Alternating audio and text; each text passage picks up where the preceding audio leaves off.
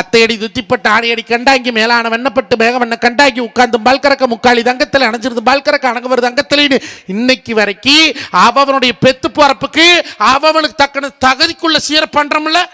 காது குத்து சீரு, பொங்கச்சீரு, கிடாவிருந்து சீரு, தலவாச சீரு, ஆடி சீரு, தீபாவளி சீரு எல்லாம் தான் பண்றோம்ல.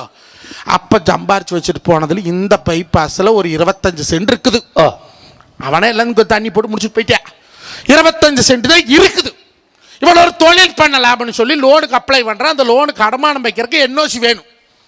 அந்த சொத்தை அடமானம் வைக்கிறதுக்கு இவன் போய் பிறந்தவகிட்ட என் கண்ணு இப்படி ஒரு தொழில் பண்ணலான்ட்டு இருக்கிறேன், இல்லை அந்த பூமி விற்கலாம்ட்டு இருக்கிறேன், கொஞ்சம் முடையா இருக்குது, உன் அங்கேயே வேற சாதி கடிச்சு சந்தையில் வைக்கிறா, எப்படியாவது அது கையெழுத்து போட்டு கொடுத்தீங்கன்னா வித்து போடுற ஜாமி அண்ணன் பொழைக்கணும்னு போய் கேட்டா, யோக்கியத்துக்கு பிறந்த வம்பளை, பண்புக்கு பிறந்த வம்பளை, நீ வந்து அந்த உறவுக்கு தூக்கி பிடிக்கிற வம்பளை, அட தங்கமே கொண்டாட நான் கையெழுத்து போட்டு கொடுக்குறேன், எத்தனை வாங்கி தின்னுருப்பேன், அட இந்த 20 லட்சமா நம்ம உறவு பிரிக்கிறது கொண்டா நான் கையெழுத்து போட்டு கொடுக்குறோம்னு எந்த பிறந்தவளாவது கூட பிறந்தவனுக்கு கையெழுத்து போட்டு கொடுக்குறாளா? நீ ஒண்ணுதான் கொப்பனுக்கு பிறந்தியா?